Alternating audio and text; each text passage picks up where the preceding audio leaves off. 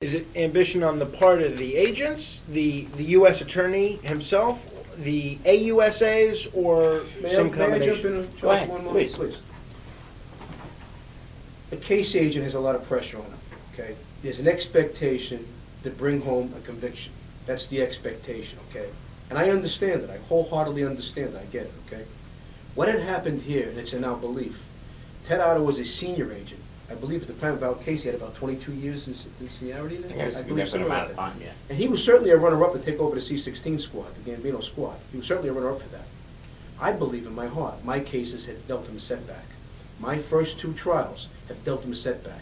And that's when, after the second case, that we're getting ready to go and celebrate, Charlie comes and says, "You believe the nerve of this guy?" He sat down, coming out of the court, and he says, "This ain't over yet. This ain't over yet." Agent Otto said that to you. Yes. I He want said it to. in my presence. I don't He said know it loud enough for Seth who he and was Charlie to hear directing it. at, too, but yeah. Before I get to that time period between the second and third trial, because a couple of things I want to ask you about. Just come back to A-Light. You both referred to him as somebody that was not considered credible by multiple juries and by multiple jurors. Right. What about his testimony was dishonest? What did he say specifically regarding the charges you were charged with in the last trial? I'll let Charlie answer, then I'm going to wrap it up. I'll wrap that up. All right. I haven't read his book. I wouldn't pay 10 cents to read his book. But people have sent me little excerpts from the book that I found Okay, really go ahead. very telling. And there's a part in the book where, as George Anastasia refers to it, A-Light is saying, well, they wanted me to come in my jumpsuit because they wanted me to create a certain impression. They didn't want the jury to think that I was getting some kind of sweetheart deal. That's a little dishonest to begin with, because obviously, you killed a couple of people, and you made this deal to get a sweetheart deal. We know you're all going to get that kind of a deal. So I had a problem with that.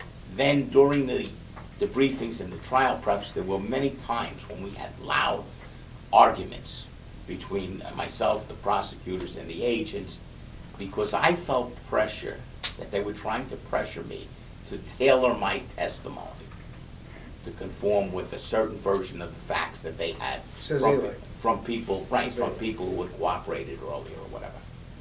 And then he makes a very telling comment, and he says that as a result of that, I feel the truth got lost in the telling. Well, this is the guy doing the telling. So if he's telling you that as a result of pressure or whatever he felt that he didn't tell the truth, that's pretty good for me. That's probably the only honest thing that he said in this book. And what did you want to add? That being said, what the government didn't expect us to do was to go into WITSEC, which we had done. And I've digested all the 302s and the police reports and so on, Peter Sicaro, Kevin McMahon, a new cooperative, Affinity. I went through all their reports. And in their reports, every single one of them were at odds with A-Light. Peter Sicaro, again, who was an Italian, who was a associate for many, many years. In fact, I was told while I was away, he was proposed and he declined, is what I was told, okay? And it's in his reports as well. That was far more in the know than an A-Light would be in the know. Disputed A-Light on several murders. Now, a murder is significant. If you want to embellish, you want to lie about someone on a burglary or robbery or something, where a guy's going to get hit with 10 years, all right, well, maybe you could look at it and say, well, the end justifies the means. 10 years for this, or you did something wrong in your life. But murder is life without parole. It's lights out, okay? And Peter Sicaro, as well as several others, if you look in my book, you see I put their 302s, I mirror them side by side, and you could see how A-Light would repetitively embellish. And so much it got to a point, Frank, that some of the jurors would even turn their chair as he was testifying. Now look, quick example. This is John A-Light's 302s. Pretty significant, huh? Certainly. And remember, the government, well, A-Light's book, they said I was a rat. They had 4 or 5 pieces of paper, which we're going to get to. I hope we're going to get to that, sure. Okay? This is what a rat looks like, okay? That's what a rat looks like, okay? Hundreds of pages. Over 220 people. Statements and testimony against right here. But he was so bad as a witness in my trial, so poor as a witness, that they wouldn't call him again after my trial. They never called him again, not even against John Burke. A-Light pled guilty, we believe he did, to the same charge that John Burke was being charged with. He said he ordered it. He said he orchestrated it. John Burke was facing the death penalty for that case. The government didn't call A-Light? Well, you were the boss, according to you.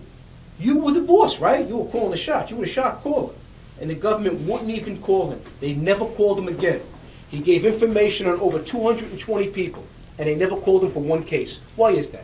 You tell me, as a crime victim, tell me why. Well, and additionally, he did testify in the Charles Carneglia trial. Before my case. Before your case. Before my case. And Carneglia, who was convicted of multiple murders. But the one he testified. The one that A-Light testified to, the jury who convicted Carneglia of so much else. A-Light testified that Carneglia confessed the murder to him. The evidence against Carneglia in his trial was overwhelming on any number of counts. The only count he was acquitted of was the count where A-Light said he confessed to. So in Carneglia's case, the jury doesn't believe A-Light. Right. In John Gotti's case, the jury doesn't believe A-Light. And then in John Burke's trial, the government doesn't even call A-Light Right. as a witness. That's correct. They never called him again, Frank. And if I may, Charlie, that blows my mind because, look, you could take, for example, measure it up. Sal Vitale. Sal Vitale, these are his 302s. All right? About the same size as A-Light's. Now, Sal Vitale was a significant witness, and they used him. I've seen him in multiple trials. Well, they used him often. This is his 302s right here. These are Sal Vitale's right here, the rubber band of Sal Vitale's. They used him in many trials, and they were very successful with Sal Vitale. Very successful, okay? Credible witness, I believe. At least that's the way it came off. How do you not? Look, you never call the guy again. He was never to be heard from again. And they got him out of jail as fast as they can and relocated him right back to the old neighborhood again and never called the boy again.